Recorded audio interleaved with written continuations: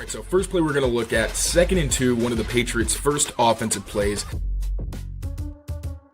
What's going on, everyone? Mike Kadlick, Taylor Kyles here for CLNS Media, back with another episode of the Patriots Daily Podcast here on the CLNS Media Network, powered by Prizepicks, powered by Omaha Steaks. And finally, Taylor, it was a long couple weeks here not being able to break down a Patriots win on a Monday, but they're back in the win column, 28-24 victory over the Ravens, as you saw last night. Now 12-3 on the season. Pats back in the playoffs for the first time since 2021. They did it yesterday, as we talked about in postgame, without the best game, right? There was a lot of hiccups in this one. There was ups, there was downs, but at the end of the day, they're sitting there down 11 in the fourth quarter, and Drake Maye and the offense are able to punch in 2 quick touchdown drives, and the defense is able to hold up at the end as well. As we saw, forcing that the turnover at the end by Caleb on Chason, which we'll get to in a little while here. But given the fact that it was, there were some ups and there were some downs, we're going to treat today's episode as a little bit of a stock report. So we're going to look at things that went well, things that did not go so well. And then, of course, we will finish off with a quick May Monday recap at the end, talking about Drake Maye specifically under pressure because he was lights out, especially in the fourth quarter, under pressure in this one. So before we get into the ups and downs, Taylor, just wanted to ask you, after watching the film, after watching this game over again, kind of some big key takeaways and what you thought ultimately, as we sit here again, Patriots 12-3, just one win away from your lovely 13-4 prediction earlier from this year. So close. So close. But this was another one that was pretty much what I expected. I will say the pass and run defense I felt a little bit differently about. We're not going to get into the pass defense too much today. Probably going to save that for our leftover kind of show that we might do tomorrow. Yep. The run defense wasn't as consistently terrible as I thought. It was just that they were kind of getting beat by the same play and concept over and over again and getting gashed by it, which really, I think, inflated the numbers a lot. But we know the run defense is exactly a strength. I thought there were little tiny moments of optimism that we'll hit on that one pretty early. And offensively, first half was about as bad as I thought. And then the second half, really so much more appreciation for what Drake Maye did and really feeling how relentless that pressure was and became in the second half and his ability to overcome it. So I'm excited to talk about this one. And it really did feel like, wow, Lamar Jackson leaving definitely played a factor. Like Tyler Huntley got the ball out a lot faster, and I think that was a big reason that the Patriots were able to kind of suffocate that passing game, and also the decision to not give Derrick Henry touches on that one specific drive that we all talked about. But, yeah, this was an impressive performance by the Patriots, specifically the resilience they showed because – obviously was far from perfect, but coming off the game they said it lit a fire under them, and they really wanted this win, and they wanted to carry their identity and all of that. And it seems like a lot of the things that they told us that they hit on throughout the week were things they were able to actually execute by the end of the game. So excited to dive into this one. 100%. And that's football too, right? Thinking the Tyler Huntley aspect, the pass interference from Marlon Humphrey on Kayshon Boutte, obviously the Derrick Henry decision by the Ravens. Like there's so many little things that factor into a game. I feel like it's hard to pin it on one. Now, obviously, Lamar leaving and Huntley coming in, it's a change at the most important position. But, as we know, Huntley's still able to, was able to win some football games with this team at various points over the last couple of years. But, a lot obviously went into this one and able to pull it out in the end after being down 11 in that fourth quarter. So let's start right away and start breaking this thing down. We will start with a stock down on the Patriots run defense. Now, we saw it. They were gashed almost immediately in this one. First drive, Derrick Henry goes up and down the field. Honestly, on them. Every time people have written Henry meaning Derrick, I'm like, what are they talking about? It's taken my brain about a full day to get used to that one. Yeah, same. So they allowed a season high 171 rushing yards to Baltimore yesterday. Henry had 128 of them on 18 carries, averaged just over 7 yards a carry. Obviously, that early score in this one. They did force him to fumble, which was promising. We'll talk about the kind of turnovers there. But still, Taylor struggling against opposing running backs, running games in this one. And no real sign of, any sort of improvement in this aspect of the game lately. So I will say that when it came to inside runs and more downhill concepts, I actually thought they were better than what I expected. My biggest fear was kind of the opposite of this, where I was thinking, okay, the Patriots defensive backs are pretty good in run defense. The edges haven't been great, but they've been pretty solid against outside of the tackle runs for the most part. It was really between the tackles where they were getting gashed and those just runs where they're punching you in the mouth play after play. I thought they stood up to those better than they have in the past. I thought, especially at the second level, they did a much better job filling, so there weren't these massive holes. And when they were, it was more like the earlier run defenses we saw, where those holes closed up pretty quickly. Like when you look at the numbers, their success rate on more downhill concepts, like it was 29% on power and counter runs, about 50% on inside zone, and even on pin pull, which they ran a couple times on kind of tossy or sweep plays, they only had 50% success rate. And then 3.9 yards allowed on those power schemes, 3.5 on inside zone. So they weren't horrendous. And honestly, in that way, I think you can say that they showed subtle signs of improvement, which was especially given Kyrus Tonga didn't play a ton of this game. Christian Barmore had to play a ton because they played so many of those bigger formations where sometimes Barmore would be on the edge. And you even had Anthony Jennings having to kick inside in some of these base personnel groupings because they were so banged up.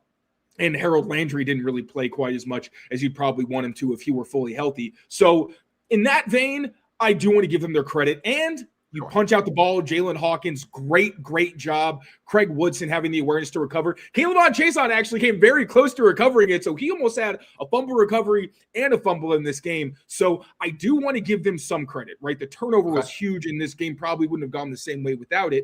And like I said, the downhill stuff was better than what we've seen recently. The problem was they could not stop outside zone to save their life, specifically from their base personnel groupings where you're thinking, okay, we're going to beef up. You're not going to be able to run on us. Well, what the Ravens did was try to run towards the sideline. And what that would force defenders to do was often Caleb Chason's getting cracked by a wide receiver. He didn't really get, and it's tough. I try not to always blame the edge defender because you're getting cracked. The play's going so far outside you. A lot of the time, you're going to have to know what's coming and knife into the backfield quickly to make an impact. And even then, if it's a toss, there's really not a whole lot you can do. But a lot of these runs were to Caleb Chason's side, to Christian Gonzalez's side, where, yes, he makes the tackle where he wards off a stiff arm, but also a few where, he wasn't able to make the tackle very quickly. And the biggest issue I saw was the pursuit from the backside wasn't very consistent, where the defensive front is getting blocked, then linemen are able to get to the second level and choke off the pursuit, which forced those defensive backs to make a lot of these tackles. Now, there was the first touchdown. I think that was just bad scheme. You had six guys on the line of scrimmage. The Ravens go spread. That's just bad math. You had Jack Gibbons completely outside of the box. That one in review was like, yeah, I don't know what you expect the players to do. That was on the coaches, I think. But then you also had like the Derrick Henry one where he's going outside on a scheme where they're pulling players. Like it was just inconsistent, especially when it came to eating up blocks and keeping that second level clean. So I don't know that they're going to see another team that's as dangerous on these kind of toss concepts because Derrick Henry is so dangerous when he gets going. And if you don't get penetration and he's outside, it's going to be really tough to stop that train. So while I did see some minor signs of encouragement from this run defense, the fact that they at times seemed to know what was coming and still weren't able to stop it was pretty discouraging. And the other one, I'll give them not really a pass, but that Zay Flowers end around where, you had guys who kind of had an angle, then he stops and then goes back the way he originally went.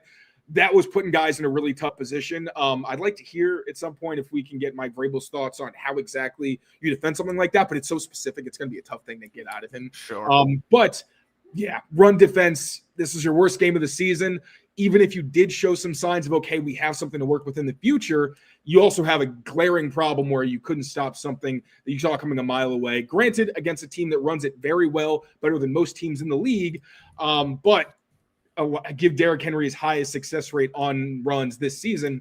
It's not exactly ideal when he is the primary threat on the field, especially once Lamar Jackson is out. So then let me ask you, what the hell, seriously, like, what's the reasoning to not have that guy out on the field when you got to have it? Like, it's I'm almost like searching for a reason. Like, everyone's like, oh, John Harbaugh just does this. It's like, why the hell does he still have a job? Like, seriously. I mean, Derrick Henry's one of the best running backs in football, even at age 31, 32, whatever he is. He was running his ass off yesterday, was beating the Patriots, and they're in a gotta have it, wind the clock down, get a first down type situation, and he's just not on the field. And I don't think we've seen anything that said like he was hurt. So I'll just ask you, like, I mean, not what are your thoughts on this, but like, is there anything that, can save John Harbaugh from taking heat from this? Like, I understand you want Keaton Mitchell to get in there and take some reps off or what have you, but they were already kind of doing that. His last run was that touchdown that put them up 2 scores, and then he didn't see the field again. That's just completely mind-boggling to me. I can't say I understand. Now, Harbaugh made it sound like it wasn't his call,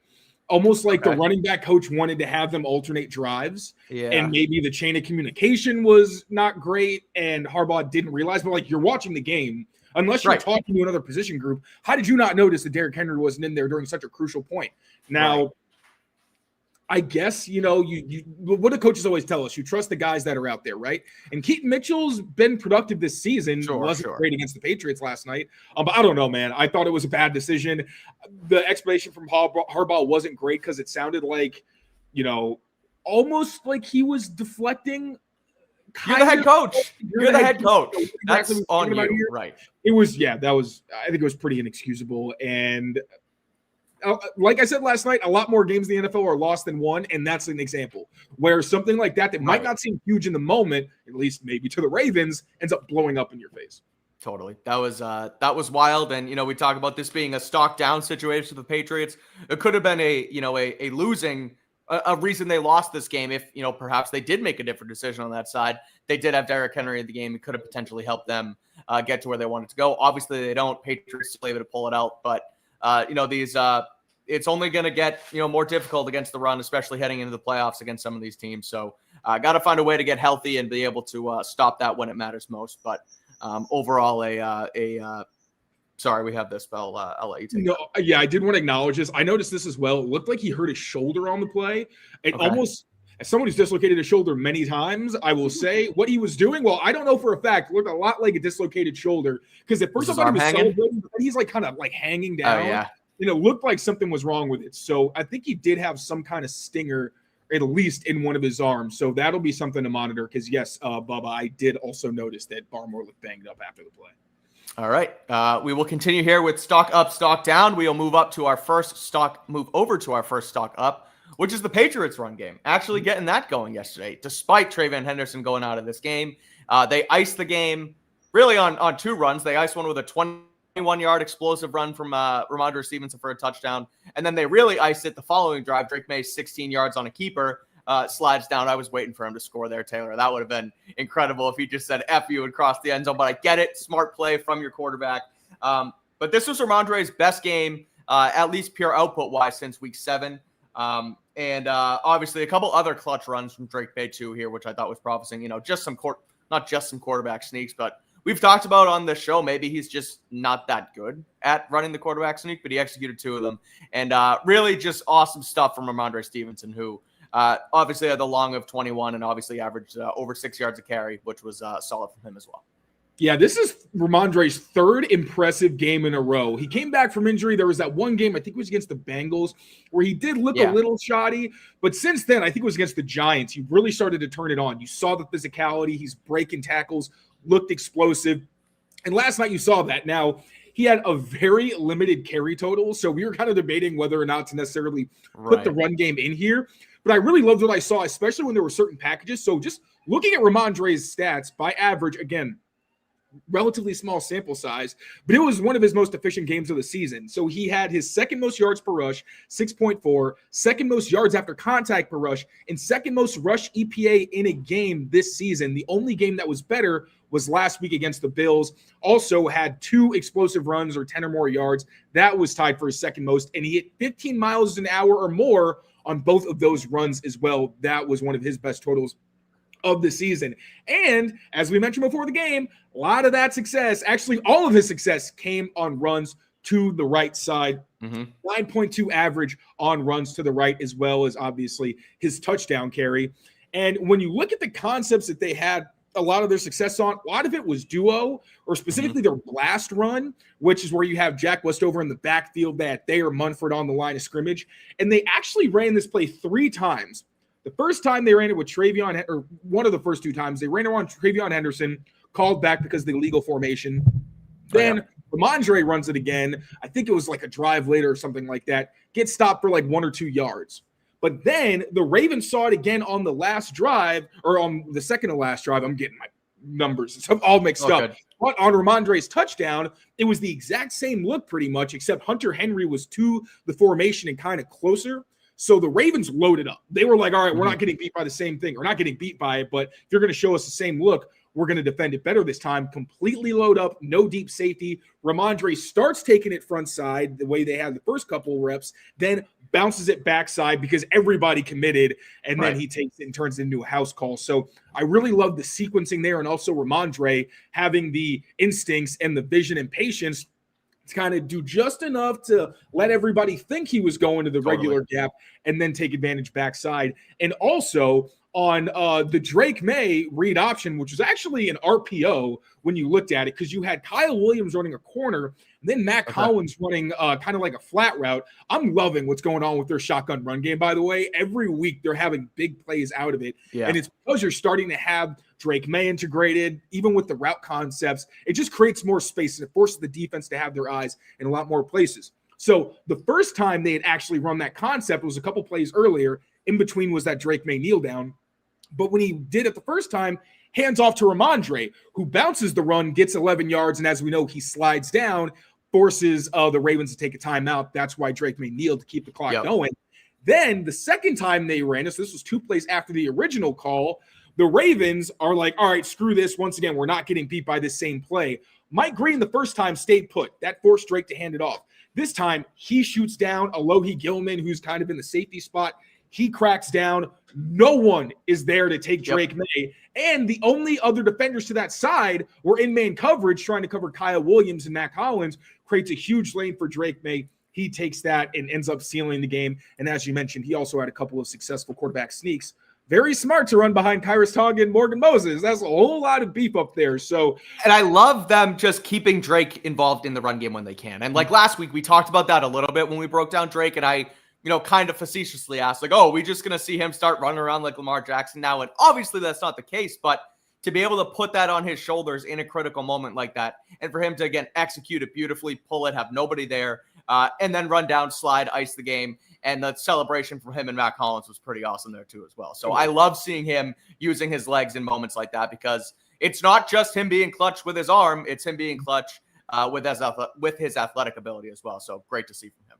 And catching a defense like the Ravens sleeping also. Like, Mike Green is a rookie, but Alohi Gilman's been in the league for a while. He was blitzing. I don't think it was that he misread it, but, it shows when you do want to incorporate Drake's legs in those situations, how dangerous it can be. And then a couple other concepts I like. They had Thayer Munford kind of pulling on another power scheme and blew up Mike Green. It didn't go for many yards, but it looked cool. And then there was outside zone. I think they only were successful on one of the 3, but one of them was where Jack Westover hits the ball out of Drake's hands. They had a ton of push on the left side. I think that one was going to go for a pretty good game. The other was a blitz from Kyle Hamilton.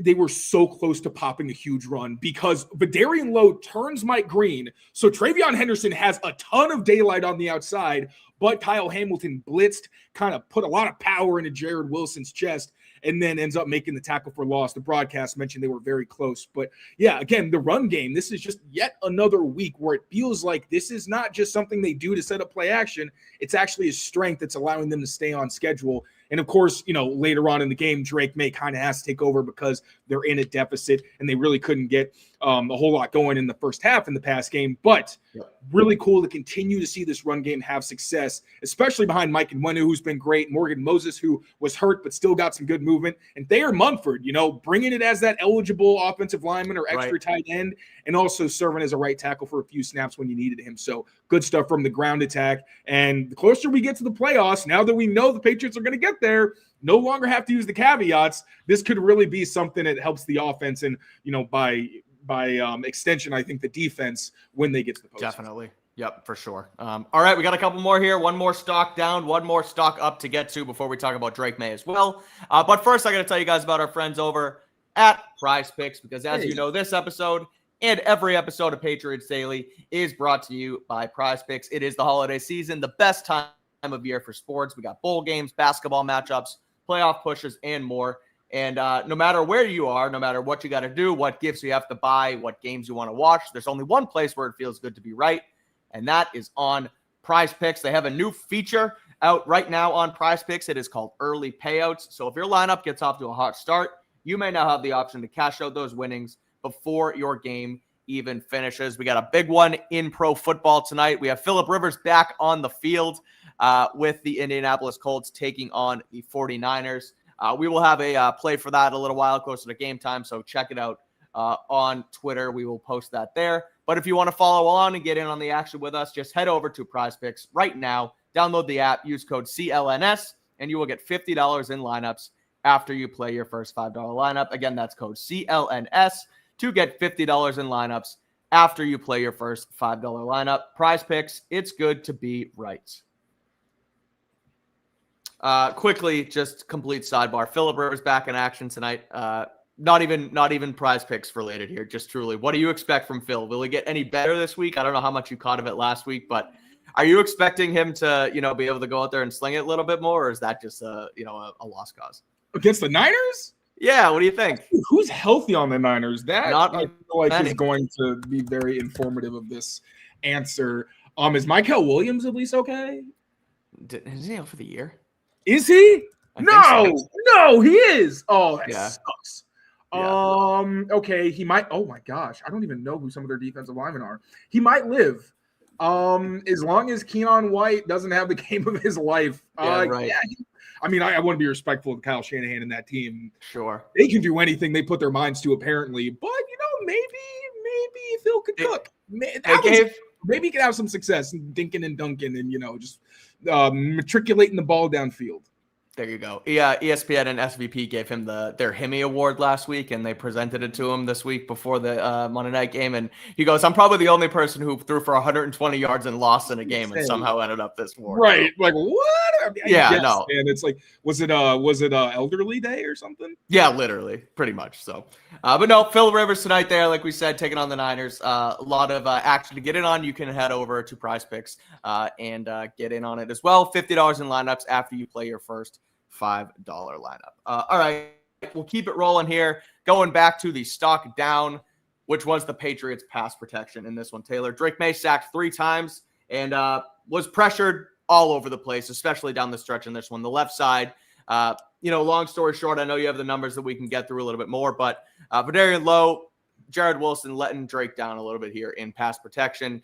And we will get to how Drake performed under pressure, which was ultimately good, and he kind of mitigated what was a disaster from the offensive line. But they're going to have to improve, and obviously they have to get healthy as well because their Munford had to come in. He ended up banged up as well. Morgan Moses was hurt, no Will Campbell. So there is a lot of caveats, but they definitely had trouble against this Ravens front yesterday. Yeah, and Vadarian Lowe, this was his worst game, I think, as a Patriot. He allowed, I think it was the most that he's ever allowed in a game for the Patriots. I don't know if he's not healthy or what, because Vadarian has, his shortcomings, but I don't know that I've ever seen him lose to the edge as quickly as he was. Like, he just could not get to his spots where he was comfortably escorting Mike Green or Draymond Jones around the corner. It was really weird to watch. Like, it wasn't even that they were mixing up a lot of stuff. It was just consistently. I had him in my notes with 7 losses to the outside. He had 3 against Draymond Jones, 2 against Mike Green, 1 against Kyle Hamilton, actually on a blitz where Kyle Hamilton is such a freak, bro. I don't like, all right, whatever. It happens. Like, yes. And then 1 against Kyle Van Noy as well. So a rough day for Vadarian Lowe, unfortunately. Morgan Moses, I have to acknowledge, he also struggled, but we know he has the knee injury. Right. It didn't look like himself. It was very obvious that he was not healthy. He lost outside 3 times to Kyle Van Noy, Draymond Jones, and Mike Green. He also had a rep where 95 for the Ravens got into his chest and was able to win inside to get some contact on Drake Maye. So not the best day for Morgan Moses. Obviously, you understand, though. And Jared Wilson, who's actually been pretty solid in his past few games that he's been able to play, he struggled against power, especially against 98 for the Ravens. He beat him a couple times in 69. I'm sorry, I don't know their names off the top of my head. But I was kind of surprised to see him Travis struggle. Jones? Yes, Travis Jones. Thank Ravens? You. It's 98? 98 might be Travis Jones, actually. Yeah. What was the other number? 69.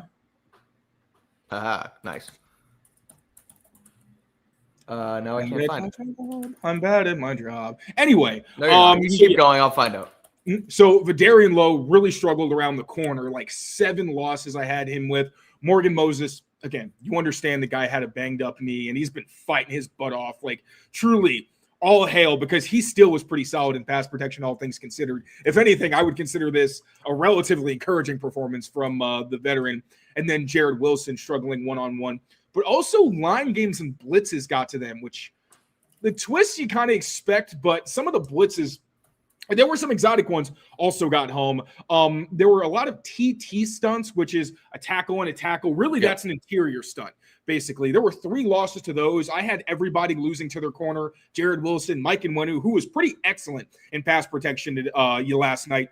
But even he, I don't know who was responsible. I kind of just try to group it as the interior, really. But there was Garrett Bradbury, Jared Wilson, and Mike Nwenu all had plays where a guy looped around their corner and was able to get pressure on Drake Maye. Also stunts to the edge. They gave up a couple where either an edge or a defensive tackle would pin and the other would try to loop around and create pressure. Lost to a couple of those. And there was one really funky pressure that I actually broke down on my Twitter. It's the one that who was it? It was David Andrews said was the toughest blitz that he had ever faced in his career. And it was Mike Vrabel from when he played the Patriots. I think it was like in 2019 or something like that. And it's this really weird look where you send a linebacker after the interior defender moves, so it creates confusion, and you have a slot defender blitzing from depth. So it takes a long time to develop, but they called it on a 3rd and long situation where Drake was essentially in a 7-step drop and needed that time to develop. And I wasn't sure if it was Ramondre or Garrett who was supposed to pick it up, but it looked like Ramondre was telling Garrett to slide, and Garrett might have gotten confused because there was so much going on, and he ended up kind of falling. That was the one where Drake kind of got his ankle twisted a little bit. And managed to throw the ball away kind of in the area of one of his receivers, so he got away with it. But it was an exotic pressure. I don't want to give too much crap on that one, but I actually texted David Andrews to see if he can give him some insight. So maybe tomorrow I can give a little bit more perspective into what exactly happened there. But yeah, they struggled against lines and games pretty consistently throughout this one, especially in the second half. But also individually, your tackles and Jared Wilson were the ones that really kind of let you down. But the bright spots were Garrett Bradbury one-on-one and Mike Nwenu really in any situation. I thought he was fantastic and had one of his better games, given the Ravens can just throw so much at you. They have so many fronts. They have so many exotic pressures. And, big 71 had a really impressive outing in the run and pass game, frankly. Number 69 of the Ravens is Josh Tupou, who is a practice squad elevation from yesterday. So the fact that he was giving them fits tells you all you need to know about this pass pro right now. But again, you hope that these guys can get, they can get healthy. They can figure it out heading into the postseason. But also, you're also going to have to potentially face a Denver pass rush, a Houston pass rush. So you're going to have, your problems in front of you. So get healthy, figure it out. And as long as you have, Drake Maye, who can elude pressure and make stuff happen, which again, I'll keep teasing it. We're going to get to a little bit later. You might be all right. But that is the pass pro stock down. Our last stock up, Taylor, Stefon Diggs, prime time Steph. He was awesome yesterday. He had 9 catches for 138 yards. That was the second highest, I believe, this year. He had 146. I think it was against Buffalo. So yeah, that was the best game he's had. Also had a season-long 33-yard catch in this one and was mega clutch in the fourth quarter.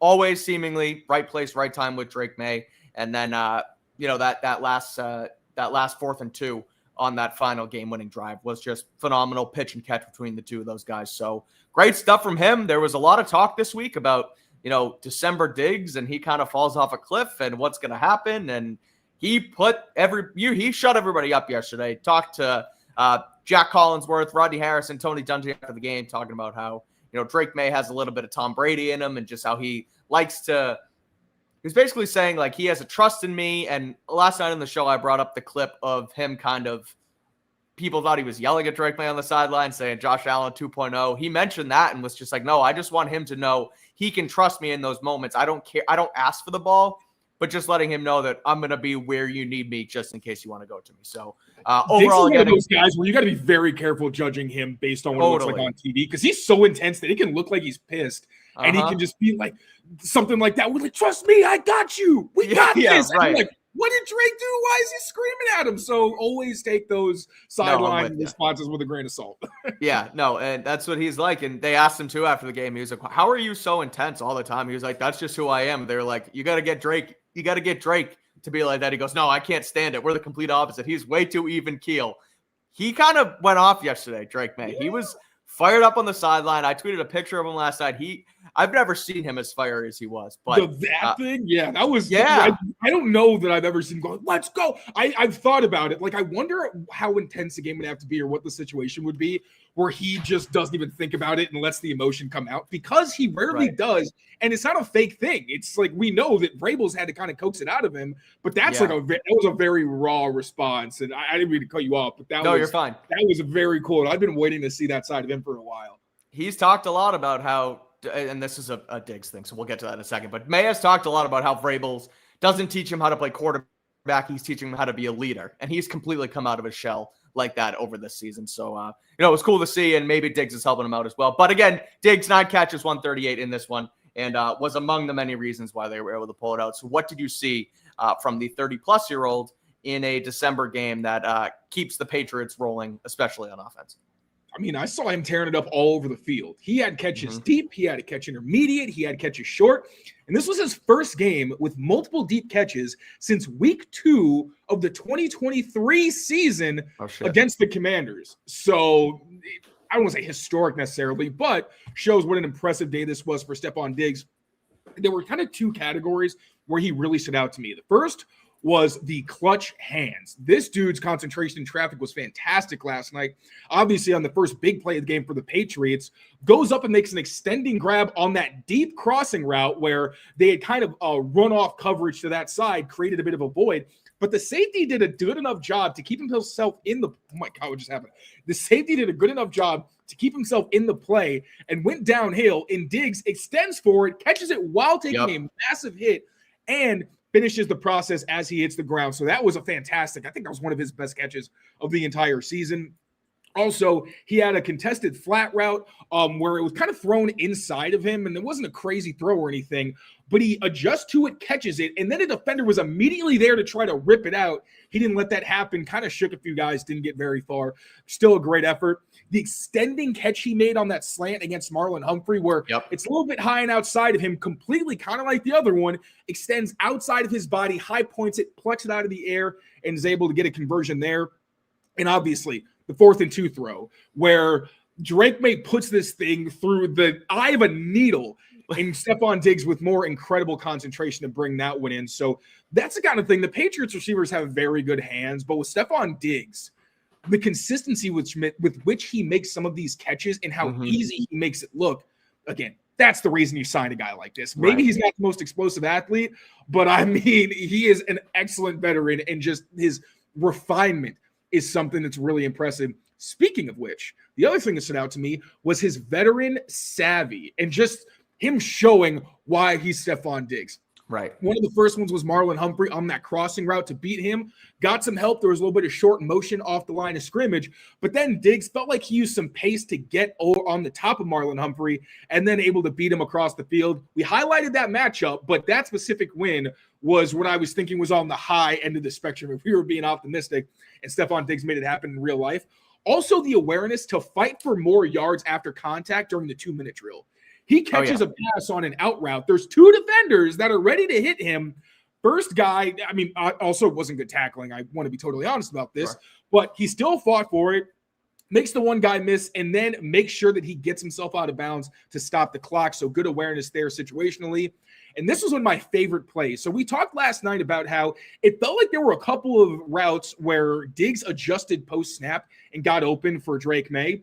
One of those was on that 3rd and 14 play over the middle, one of their big conversions while they were back after they had already gotten penalized. Drake Maye, first of all, Kyle Van Noy, I saw what you did. He tried to trip Drake. He got on the edge and you can see it in the all 22. I didn't notice it live necessarily, but he clearly tries to trip Drake. Isn't phased by it. Drake just continues to step up in the pocket and then unleashes it. But the impressive part is that Diggs was running a corner route against zone coverage, but as he was starting to turn, he saw that he was about to run into coverage, sat it down, and kind of reversed field. And you knew it was an ad lib because Booty was running a dig that was actually coming into Diggs's window, but Drake Maye, those two, the sync there was really impressive because there wasn't a moment where it felt like Drake had to see him open. As Diggs was making the adjustment, you saw Drake starting to throw to him. So that was a very, very cool rep. And another one was, I think Stefon Diggs was running an out route into the flat. The Ravens were showing blitz, but then dropped 8 guys into coverage and were only rushing 3. Some people have talked about Drake Maye struggles against drop 8. I don't really think that's the case. I feel like there are certain situations where things about the scheme will sometimes force him to hold the ball and whatnot. But this was one where he knew he had time. Diggs knew that he wasn't really about to get open and then cut back inside to beat Roquan Smith in space and wound up getting another conversion for the Patriots in a crucial situation. So Stefon Diggs, man, that was a really impressive performance. I don't know that we can expect it from him every week, but if he's going to do this in prime time, man, have at it. And again, just impressive to see him make a lot of impressive catch or a lot of contested and tight window catches, but also to show the experience where he's not running himself into coverage and actually showing that rapport with Drake Maye. And on top of that, showing some situational awareness as well. I'm laughing because I'm about to pull up a super chat that hold on. $10. Shout out Prolariat54 talking about January Diggs. January Diggs is what made Stefon Diggs. I love it. Versus the Saints, Vikings, playoffs when you need it. And then they mentioned the Ziploc bags of reheated spaghetti, which is an inside joke. Not inside. I don't mean to keep you in it. Me and Barth, when we were doing Pat's Beat like 3 or 4 years ago, for some reason, people kept making this joke like, I don't even know how it started, talking about like just randomly throwing in like a bag of reheated spaghetti, or like there was one show where people just started like sending a comment in and then they would add like a random like Italian food. So like they would just talk about like chicken parm or something to like get us to do the comments. I don't know. Don't ask, but I saw the bags of reheated spaghetti. Is that from It's Always Sunny? It could be. I don't know. It might be. But sounds like a Charlie thing in a bag. Yeah, it definitely. If someone remembers, this is literally like 3 or 4 years ago, but there was some sort of thing going on Pat's Beat, people making fun of us and saying, "What do you got? Did you find it?" It's from that episode where he goes, "What is your spaghetti policy?" Okay, that could take it out of the bag at the restaurant. Okay, I was like, yeah, bag spaghetti definitely sounds like a thing, but that's funny. So that came up a bunch of times a couple years back, so I had to bring that up. But thanks for the super chat. We appreciate it. Another one here. We were mentioned number 69 on Baltimore. Mac Hollins did have 69 yards in this one too. So very nice. He said he had to step up, and he apparently did it. Yes, he did. That miscommunications, but it's okay. Yeah, totally. All right, we have one more segment here we got to get to. Drake Maye playing under pressure, both literally and figuratively, in this one to finish the job for the Patriots. But before we get to Drake Maye, we have to tell you guys about the steak. Omaha Steaks. There it is, right on screen. There they are. Hello, gorgeous. From effortless holiday hosting to unforgettable gifts, Omaha Steaks delivers the world's best steak experience. With Omaha Steaks, you know exactly what you are gifting. They are USDA certified tender steaks, proteins, elegant sides, and indulgent desserts. So make sure to shop the season's top gourmet gifts at omahasteaks.com. And right now, our Patriots Daily listeners get an extra $35 off with code PATRIOTS at checkout. As we know, it is the holiday season, Christmas coming up later on this week, and I have my Omaha Steaks ready to roll. Family's coming over. We're going to get it rolling. We're going to have chicken. We're going to have steaks. We're going to have all these different sides, and it all came exclusively from our friends at Omaha Steaks. They make holiday magic even easier. So save big on gourmet gifts today and more holiday favorites with Omaha Steaks. Visit omahasteaks.com. And for an additional $35 off, use code PATRIOTS at checkout. Terms apply. See site for details. That's omahasteaks.com. Promo code PATRIOTS. All right. Last but not least, this kid, what's his name? They drafted him a couple years ago out of North Carolina. Drake Maye. He was pretty freaking good in this one. Yeah, Drake Maye. They got baked. Did you see Sunday Night Football posted a Bakemas thing of him, and he baked a W. It was a big cake with a W, and it said Drake. It's like one of those computer things, or is this real? No, it's CGI or AI. One of the graphics. Oh yeah, it was kind of good. So I hope he likes the attention that they get from that, because if I didn't, I'd be, oh my god, I'd be so annoyed. I will say, you have to, if you're gonna try and be the internet personality and do the TikToks and have the husband that's in the NFL, you're gonna get the attention. So I think they like it. It seems like Drake has been a good sport about it so far. But regardless, we're gonna break down Drake's game a little bit more in depth tomorrow. We'll pull up some film. We'll have some clips, what have you. But specifically wanted to touch on how good he played under pressure. And I said literally and figuratively because he was under duress all day. We know that. And he was also down 11 points in the fourth quarter. And he did not succumb to the pressure whatsoever. He played lights out in that fourth quarter. Was 12 of 14 passing.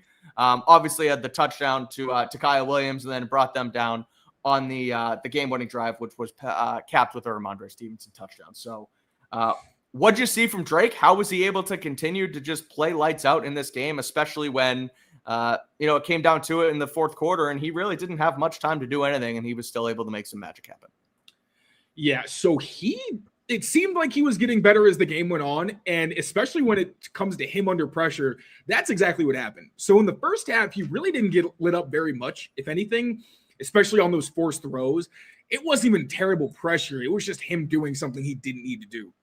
Like when I looked at it, where I really had problems, it was all the turnover-worthy plays. So the first one, he was late to Kayshon Boutte. Looking at the tape, it was almost worse because Boutte was running a go route. I thought he was running some kind of curl, which is why I thought it was more of a timing thing. And I guess Kayshon Boutte could have come back downhill to break it up, but either way, you should not be making that throw. It wasn't really catchable. That was just a bad play from Drake where he was trying to force the issue a little bit too much. Obviously, the other one where he does get kind of pressure in the interior, but then he gets outside the pocket, forces a throw on the scramble drill to Mario Douglas. It's behind Pop. That almost gets intercepted. And again, I guess if it were more accurate, it wouldn't have been quite as egregious, but it kind of gave me shades of the Mac Hollins interception. So I didn't like it. And either way, you also had the play before the end of the half where he gets pressured, tries to step up, doesn't really have anybody open. Initially, he looks left. And this is cover zero. The Patriots still have not proven that they have an answer for cover zero. They got it that time. Drake looks left towards two outbreaking routes. The defenders have leverage, so he looks back to his right. You don't really have time to look back to your right versus cover zero because usually someone's unblocked. Then he tries to kind of step up, and it looked like he was making one of those throws he's made where he's kind of falling and then still gets it off. But there was no window, so I don't know where he was going. Takes his hand off the ball, gets stripped. So most of his struggles really did just have to do with those turnover-worthy plays in the first half specifically. Had some miscommunications as well with Mac Hollins. There was the one where he throws deep, Mac cuts it off short. The other one where I actually thought it was a good throw from Drake. Live, I thought it was pretty risky because Mac Hollins did his little stutter step at the top of the route, and it looked like it was into traffic, but it was good anticipation. I just think he figured Hollins was going to have one or two fewer steps and be in the window a little bit quicker. But in the second half, when the pressure really started to get bad and really ramped up, where you saw the tackles really start to struggle, the blitzes and line games started to get home, Drake was unfazed in a way that for someone who has shown this ability before and who was harassed constantly last year, I'm pretty sure he was hit more than he's been hit in any game in his career. And even though he wasn't always making incredible, down the field throws, he was still showing incredible pocket mobility, poise, and some of those downfield throws as well he was connecting on. Just looking at the numbers, by the way, so we can go quarter to quarter to show how much better he got against pressure. In the first quarter, he was pressured 3 times, okay? He had a 0 passer rating and a 25.7 passing grade. Now, 3 dropbacks, small sample size, obviously. Second quarter, he has 8 dropbacks under pressure, 73.6 passer rating, and a 34.1 passing grade. So getting a little better, still pretty shitty. Third quarter, 4 dropbacks under pressure, 83.1 passer rating, 75.2 passing grade. And finally, in the fourth quarter, again, this is under pressure. So anything in the 90s or higher is pretty damn good. He had a 91 passer rating under pressure in the fourth quarter. So that was about 10 points higher than it was the quarter before. And his passing grade was about 8 points higher. So literally consistently got better as the pressure started to ramp up throughout the game. And what really impressed me looking at some of the downfield throws, obviously the back shoulder to Austin Hooper was ridiculous. Dude took a massive hit and threw a perfect ball to throw his receiver open, especially because Austin Hooper was covered by a safety. I think in that look, you were hoping it would be a linebacker, but it doesn't matter because if it's a perfect throw, there's not a whole lot you can actually do about it. There was the Stefon Diggs play as well, where, again, Diggs adjusts and Drake climbs the pocket to find him. And then actually, the play where he gets tripped up, my bad, that was on the deep ball to Kayshon Boutte, which if that had been a pass interference or a catch or anything, we'd be talking about a lot more because that was an absolute moon ball where he genuinely gave Kayshon Boutte a solid 50-50 opportunity. Again, after almost getting tripped up by Kyle Van Noy. So he did make plays downfield, but I was also impressed just at the fact that when there was pressure, his ability to run around the pocket, exploit space that was there, and find just short outlets sometimes. Like there were a lot of checkdowns where I was like, God damn. Because there was one that he throws to Mac Hollins from on the sideline. Yeah. Yeah, there was that one, the one to Hunter Henry that was actually a downfield checkdown throw. Just being able to find the outlets, escape, that was impressive. And there were times where he just had to stand in the pocket and take a hit, which is quarterback, unfortunately, that's the life of quarterbacks in the NFL. Right. Sometimes you can't necessarily navigate. You just got to kind of suck it up and make sure you're completing a pass to your receiver. Did that multiple times, specifically on some of those short throws to Stefon Diggs. We're going to break down all of Drake Maye's deep passes, so a couple of those will be under pressure, and we're going to get more into them. But it was just incredible, especially after a game where you're kind of worried about Drake Maye because inclement weather, an entire game where it feels like he's cold, not the first time he's inaccurate. And then to start this one, you had games where it felt like he and his receivers were either out of sync or his ball placement wasn't good enough to give them better opportunities to get yards or make easier catches. In this game, it just felt like as the literal pressure and figurative pressure began to intensify, he only played his best ball. And we always say this every show. I don't know what else you say about Drake Maye at this point. I know. But it was a good enough performance that I'm thinking, he's back in the MVP conversation because he followed up the worst game, I think, of his career with clearly one of his best. And considering the stage and everything that was going on, I think the Bills is probably still higher. But I'd say this was probably the second most impressive game that I've seen him play. I would too. I mean, especially given the magnitude of it. Like, again, down 11, backs against the wall. Nothing's going right for your team. You're on the road. You had just lost the week before. It feels like everyone's kind of down on you guys. You guys are injured, what have you. And to be able to internalize it and then also spread it to the rest of the team, right? And you saw him getting fired up and what have you. Like, he was truly a leader in this one on the field and off the field. And we've kind of wanted to see the come from behind Drake Maye game before where he converts and he gets it done. And we saw it in Buffalo, which, again, I'm with you. That was probably the more signature moment. But, recency bias and what we just saw last night, he obviously throws from 380 yards. First time he goes over 300 for his career. So there was a lot of great in this one from Drake. And, I'm with you. If they can find a way to the 1 seed and the Rams potentially lose again and, don't get the 1 seed in the NFC, I understand Stafford has probably had a better season than Drake. But circumstantially and where this thing can go and how the voters go, it'll definitely be interesting if they can win a couple more games and finish 14-3. He'll have a chance to win MVP, if not come in second. And obviously, as a 23-year-old, only continue to sprout himself up from here. So great stuff from Drake. I know you mentioned he's an All-Pro, which is right. In his second season, the guy's probably going to be a first-team All-Pro. Yep, it's nuts. He's been incredible. So again, like you said, we'll break him down a little bit more tomorrow. So make sure you keep it here, stay here for that. We're going to wrap here, but I did want to actually quickly, throw up our Omaha promo again here because the fact that it is the holiday season and you can still get some stuff ready for this weekend and what have you. $35 off your order at omahasteaks.com. But the real reason is because the people are loving it in the chat, Taylor. We had a couple of good ones here. As they should. If anybody's gotten it, it legitimately is fantastic food. Started to talk about it. Someone mentioned, here comes the meats. That is correct. The meats were coming. Here we go. Here we go. The Drake steak. Talking about Drake Maye. Someone said, name a steak after Drake Maye and you'd have my attention. So maybe Omaha can make a Drake steak and give it to them. This was the good one here too. Yeah, there we go. Drake steak, Maye. So yeah, that's good. The Drake steak Maye, a Will Camp burger. So I don't know. It's maybe we get a little bell pepper. Will Cam stuff bell pepper? No, that's not good. I don't know. We'll make it work. But shout out you guys. Did you see the video of Isaiah Likely, by the way? Saying that their ass. Yeah. Yeah, I did. Crazy. Nice. That guy's Patriot next year. That's my thought. No, we'll we talked about this. He literally did the thing. He made a silly mistake. Zay made a silly mistake. No, the Ravens receiving core is immature, and I am not terribly interested. Fine. But all right. Well, that's going to do it here on Patriots Daily on this Monday game recap episode. We had a stock up, stock down across the board. And then we broke down Drake Maye a little bit under pressure. We will be back again tomorrow doing the same thing. We will break down the film for Drake. We will also hit a couple leftovers, talk about some pass defense, Christian Gonzalez on Zay Flowers, look at that matchup a little bit.